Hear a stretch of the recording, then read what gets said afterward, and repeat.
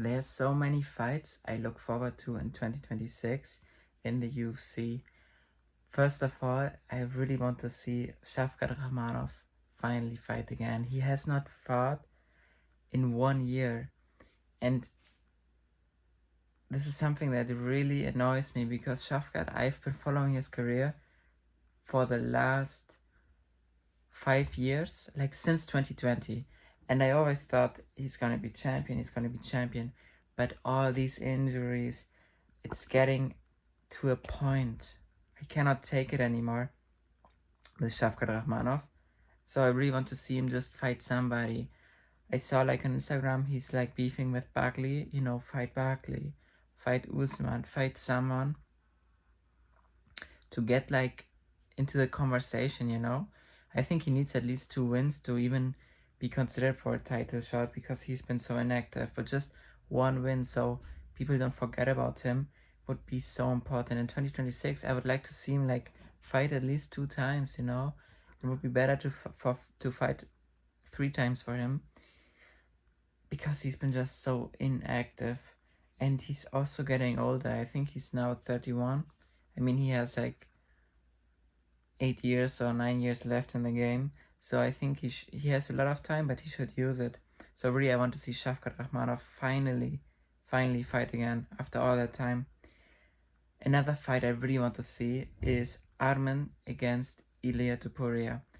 I don't want to see Justin Gaethje, Paddy Pimblett against Ilia. I don't care about this. I want to see Arman Tsarukyan because he's the best right now in the lightweight division, aside from Ilia.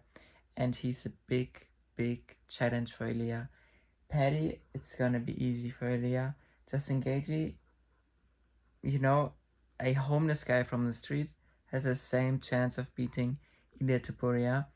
Has the same chance as Justin Gaethje. So Justin Gaethje, just cut him from the promotion. No one needs him. Don't let him fight. He can retire. So I want to see Arman Tsarukyan. A big reason why I want to see this fight is because Arman has a really good ground game, is really intelligent on the feet, and I think he has more tools than Paddy. Because think about it, Paddy, what kind of tools does he have?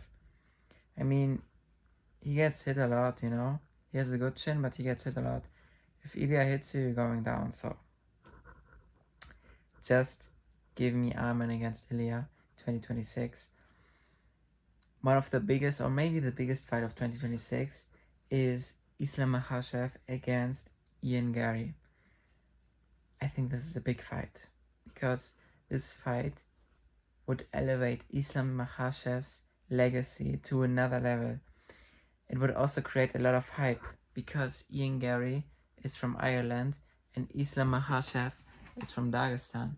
So it's the Dagestan-Ireland story all over again, how it was with Khabib and with Conor McGregor. And in my opinion, Islam Makhachev is already the GOAT, but even the doubters who say, oh no, he needs one more, this would be a great win, Imagine Ian Garry, young, new generation welterweight, like 185 centimeters, like good fighter, great IQ, active, great striking. Like this would be a great win for Islam. And I really want to see this fight, I don't want to see Usman against Islam. This would be a completely different video because I could talk about it for 10 minutes, but Usman should just retire and he should not fight for the title. But anyway, let's get to the next one. The next one is Ciryl Gane against Aspinall. I really want to see this fight because I'm so fucking angry about the way how the last fight went, because Aspinall was, for 5 minutes, he was just eye gouged every second.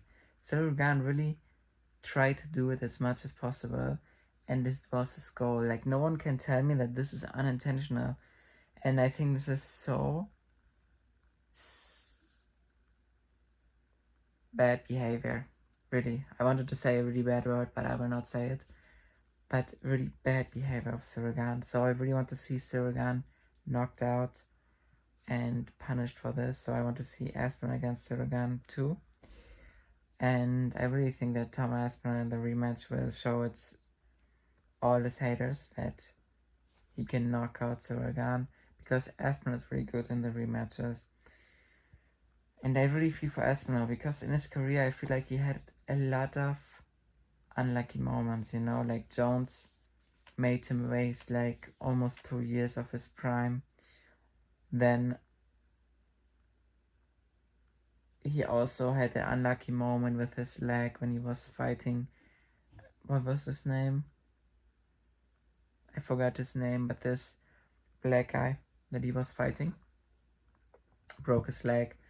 So he had a lot of unlucky moments and he struggled a lot financially. So I just want to see him win.